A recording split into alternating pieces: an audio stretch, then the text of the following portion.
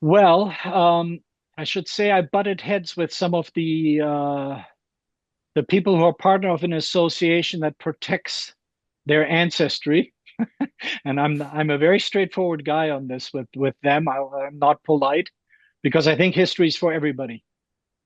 That's me. So, If you so don't was want, it individuals, individual family members, or was it actual like no, and it was. ancestry.com? It was Well, it was like a group like I, that. without naming names because what's the point of that at this moment in time? But no, it's an association president, that kind of stuff. It's like That's we're not going to that's help you. I'm writing my own book, and then you get completely shut out from everybody that's member of that association because I guess emails gone. Lucky for me, I don't need any of it. I'm just trying to be inclusive, and sure. maybe there's that one thing that I don't know about, but ultimately it doesn't really matter.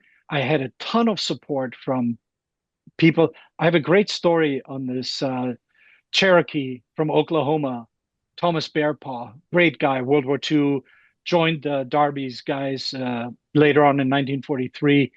His son, uh, George Bearpaw, 5th Special Forces Group Vietnam. I'm doing all the searches. I'm like, who is this Thomas Bearpaw? I can't find anything on it. It's in one of Bob Black's books. I'm like, and I do all the search and I come up with this other Bearpaw. And I'm like, what are the odds, right? So you email, you call, I do all this stuff. He called me back and the dude was awesome. So I had a lot of those people. I did have a lot. There are others. One of the first guys that got killed in Dieppe in 1942 with the Canadians and the British Commandos, they sent me everything. Again, I cold called and they text me back because I'm in Canada. I always tell people, don't call me back if you don't have a plan to call me in Canada. Text me or email me. I don't want you to spend money. And they sent me so much stuff. I can't even tell you. I mean, I had great support from a lot of people. And I honestly, I didn't even really need it because I had a lot of this stuff. I had a lot of this material. I got a lot of duplicate stuff from these people, but you ask, you want them to feel included. I got a great one from, there's a great captain called Stephen Meade, who eventually, after the war, becomes a big time CIA guy in the 40s and 50s, like in the Palestine territories and Iran, Lebanon, all this stuff. He was a CIA guy. And his daughter sent me, I met her in Carrickfergus, actually, believe it or not.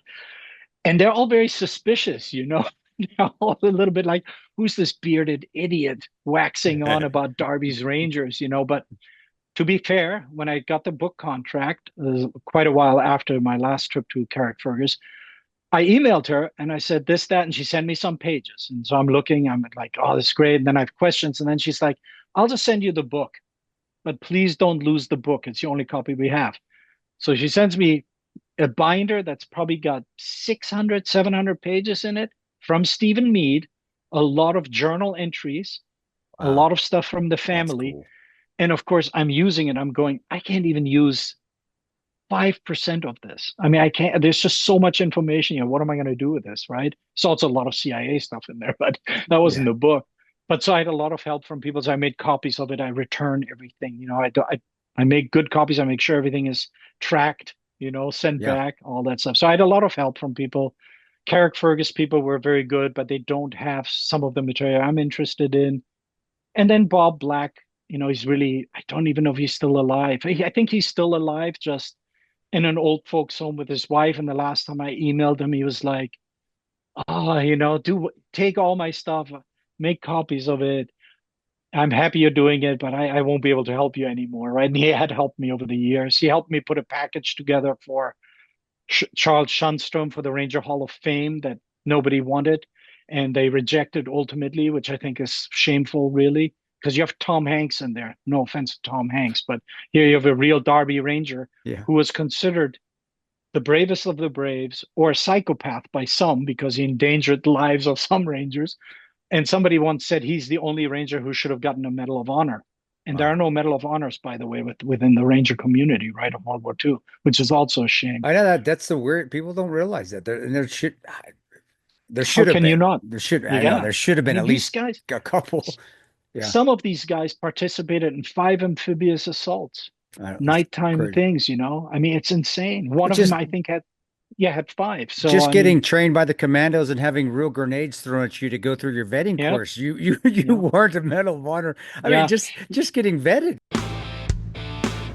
Thanks for checking out Battle Line Podcast.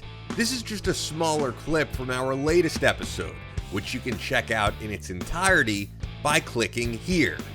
While you're watching, be sure to hit the subscribe button and thumbs up the video to show your support.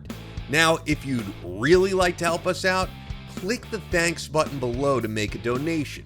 It goes directly to us in keeping Battle Line Podcast going